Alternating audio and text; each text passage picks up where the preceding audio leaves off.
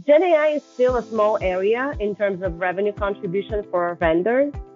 Not, I don't think any of the vendors have started reporting what the size of their Gen AI business is. They're seeing it as an opportunity, but it's still very small in size. So for Gen AI to contribute to the turnaround to growth of consulting and SI, it needs to be larger in scale. Welcome to TBR Talks, decoding strategies and ecosystems of the globe's top tech firms, where we talk business model disruption in the broad technology ecosystem, from management consultancies to systems integrators, hyperscalers to independent software vendors, telecom operators to network and infrastructure vendors, and even chip manufacturers to value-added resellers. We'll be answering some of the key intelligence questions we've heard from executives and business unit leaders among the leading professional services, IT, and telecom vendors. I'm Patrick Heffernan, Principal Analyst, and today we'll be talking IT services with Elitsa Bakalova, Senior Analyst for TBR's Professional Services Practice. Elitsa, you have been keeping an eye on the IT services and the consulting market for over a decade now. So you've seen every kind of trend that's come along, whether that's digital transformation or cloud or automation, all the different emerging technologies. And of course, last year we talked nonstop about generative AI. But I'm wondering if maybe we could start with, what are some of the trends that you saw in 2023 that you think are going to continue and become maybe even more important in 2024? Yes, so there's multiple trends that I'd like to call out, but I want to start with the effects of the external environment. We've seen last year a lot of changes based on the macroeconomic uncertainty, which is causing companies to change their demands in terms of what they need for their business model. So we saw last year, and we continue to see that clients are looking for run the business managed services opportunities because they have to somehow operate in a challenging market environment that's characterized by inflation, by foreign exchange rate fluctuations, and by political uncertainty. So this means that whenever there's a challenging macro environment, typically clients would cut back on discretionary spending. And we're seeing this in 2023. We'll continue to see it in 2024.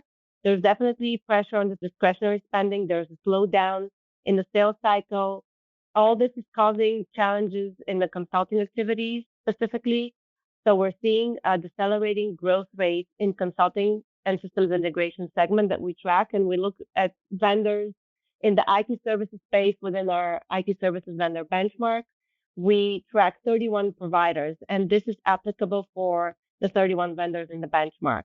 There's definitely a decelerating growth in consulting and systems integration, specifically in consulting because of tightened discretionary spending. And while consulting is a challenging area, there's a wave of outsourcing demand that's been increasing since last year and is still going on in areas such as infrastructure and application modernization, areas around productivity improvement, as well as cost optimization. So the vendors that have a balance between consulting and outsourcing within their portfolio are performing fairly well because they're seeing more intake in outsourcing opportunities and winning larger size outsourcing deals that are gradually starting to contribute to revenue in the coming quarters. So this is the change in what the clients need. Now, the second topic that you called out already, and it's been a hype in 2023 and continues to be very applicable in 2024, is artificial intelligence and generative AI. So Gen AI is really a new opportunity for expansion. We've seen multiple vendors push to invest in this area over the past year. Again, I'm speaking about the vendors that we track in the IT services vendor benchmark. By the way, we're publishing the latest benchmark right at the beginning of April. So there's more analysis on Gen AI and on other IT services trends that we saw in 4Q23. But back to Gen AI. The focus for Gen AI is basically on two sides. One is for vendors to use Gen AI internally to improve their productivity. And then the second part is for vendors to provide GenAI related services to clients so that vendors can drive new revenue streams.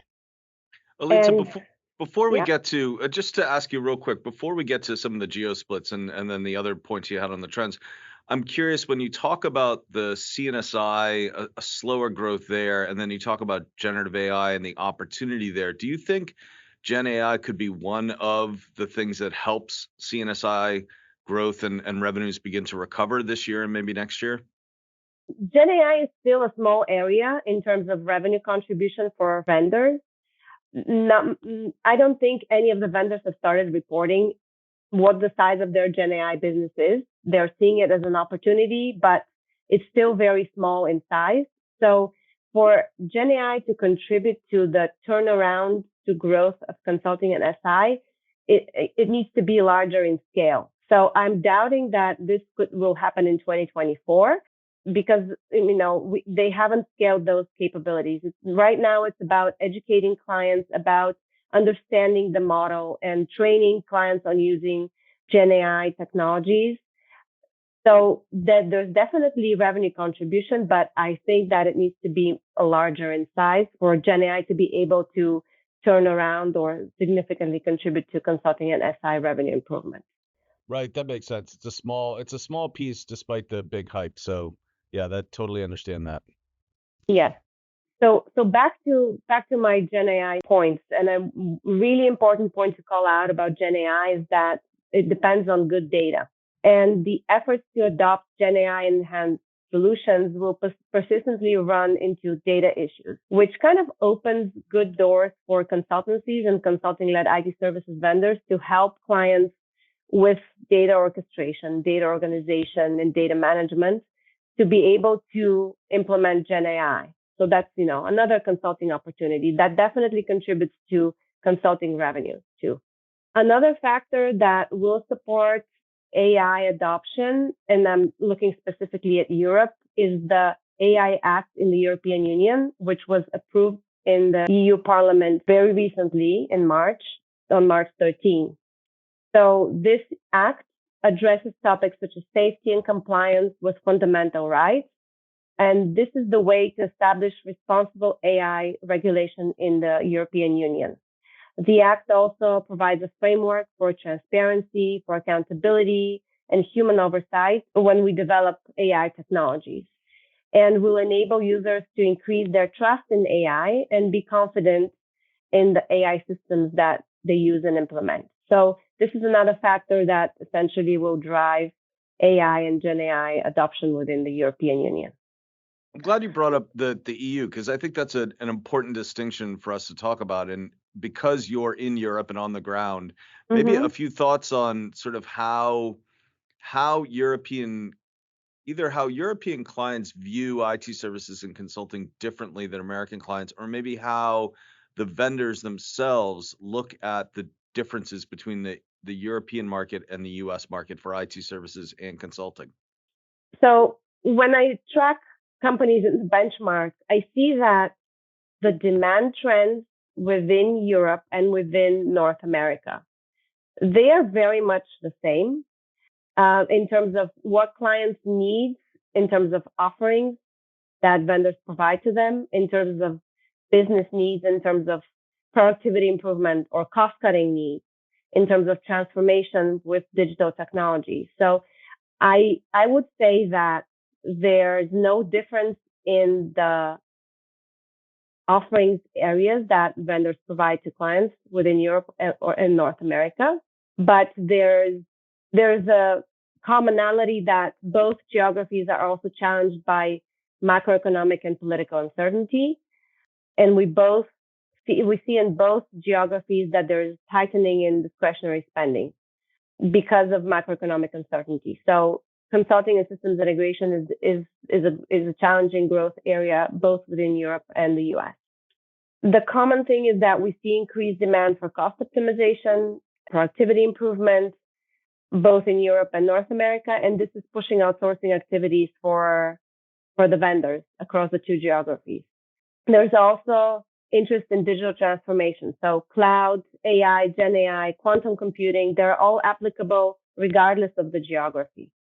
The difference between the two geos is that there is slight difference in the growth rate for America versus EMEA. So North America has been growing at a slower rate compared to EMEA.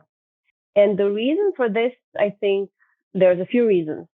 One is that US clients are likely more cautious about spending during uncertain times, and they are faster at cutting back their budgets or postponing the spending for better times. They're more cautious than the clients in Europe because we haven't seen such a big change in the spending patterns in EMEA, although there's high discretionary spending in EMEA as well. Also, financial services and telco in the US are experiencing growth challenges. And it's not to say that the two, financial services is also experiencing growth challenges in the UK and Ireland, but it seems to be with a smaller magnitude compared to the declines in the US, at least for the vendors that we cover in the IT services benchmark. And we also have the India-centric vendors that have large shares in financial services activities in the US. So that's kind of hurting their revenue growth and pulling back overall growth in North America because North America is really the leading geography for India-centric peers, and they see the negative effect from financial services. So those are the differences and the commonalities between Europe and North America, in my opinion. That's super helpful, Elitsa. And you've mentioned different kinds of challenges, whether it's growth challenges or political challenges, macroeconomic challenges. I'm wondering, as you look at the rest of 2024, which of the IT services vendors and the consultancy that you cover do you think are most likely to be able to take on those challenges? Like who is in the best position now, or who do you think will position themselves well to take on what you've talked about? Yeah, so the largest vendor in the benchmark is Accenture. In terms of revenue, it's the largest, and in headcount among the 31 vendors in the benchmark. And Accenture, although is experiencing growth challenges because it's not immune to the broader macroeconomic pressures, the company is really navigating well the shifting buyer priorities and those slower client decision making. And it's, really securing core IT modernization and cost optimization workloads that are enabled by Accenture Cloud First and managed services offerings that are provided in Accenture Technology and Accenture Operations. So being one of the powerhouses within the benchmark and in the IT services in the industry overall, I think Accenture is really a company to track because it's really working well. It's making constantly making small scale acquisitions to diversify its portfolio and to add niche capabilities and expertise in targeted areas of growth. And that's one vendor to closely track. IBM Consulting is another vendor. It's performing relatively stable despite the macro uncertainty. And really the target areas, very similar to Accenture, is around cost savings, productivity improvement, and really looking through the lens of what IBM has to offer in terms of hybrid cloud and AI. So the key is that IBM Consulting is the enabler for adoption of hybrid cloud and AI offerings provided by IBM. And this is really important because that's the way IBM Consulting gains access to a broad client base and is able to sustain its revenue growth. The other vendor I want to call out is Infosys. So even though growth for Infosys has been decelerating over the past several quarters because of delayed discretionary spending, the company is really seeing an uptick in signing large deals and mega deals.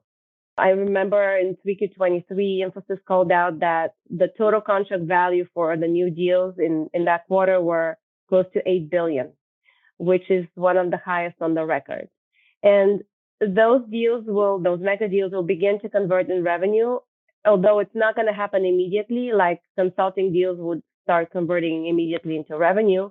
It's going to take a few quarters for those outsourcing deals to start generating revenue, but still, there's a lot of activity that's going on within the company, and it's delivering on those deals, and revenues will start to stabilize in the coming quarters.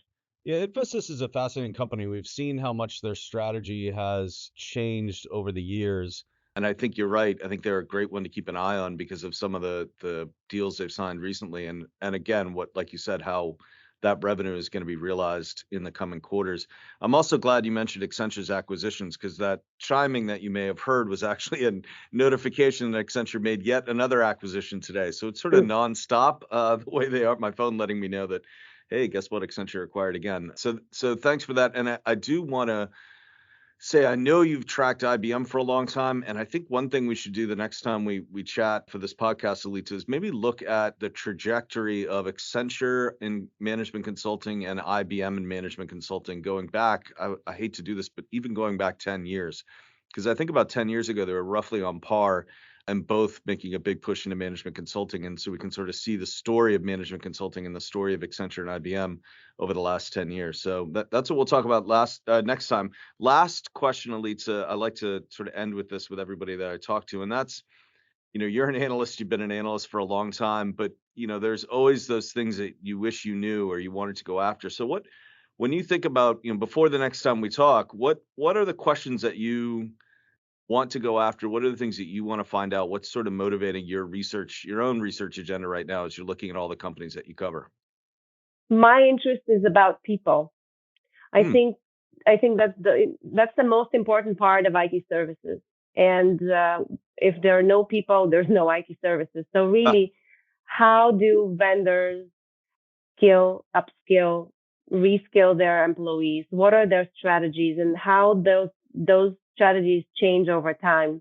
We've seen, constant changes in resource management activities. With last year, there was a lot of shifting from, and that's when it began last year, shifting from aggressive hiring into slowing down hiring activities and starting to train and educate employees on new technologies such as GenAI or hyperscaler certifications. So, it's really interesting to understand how will vendors best keep their talent and be able to compete with their peers in terms of acquiring talent, in terms of retaining talent, and in terms of delivering projects with skilled resources. Yeah, such a super important point. You're right. IT services is nothing without people, and resource management is one of the most important parts of the business model that IT services vendors have to struggle with. So super helpful. Elitsa, thank you so much for this chat, and we will do this again soon, and we'll talk about Accenture and IBM and management consulting. Sound good? Sounds good. Excellent. Thank you, Elitsa. Next month, I'll be speaking with Elitsa again, talking about key intelligence questions we'll be getting over this coming month. Tune in next week for another round of TBR Talks. And don't forget to send us your key intelligence questions on business strategy, ecosystems, and management through the form in the show notes below. Visit tbri.com to learn how we help tech companies large and small answer these questions with the research, data, and analysis my guests bring to this conversation every week. Once again, I'm your host, Patrick Heffernan, Principal Analyst at TBR. Thanks for joining us, and see you next week.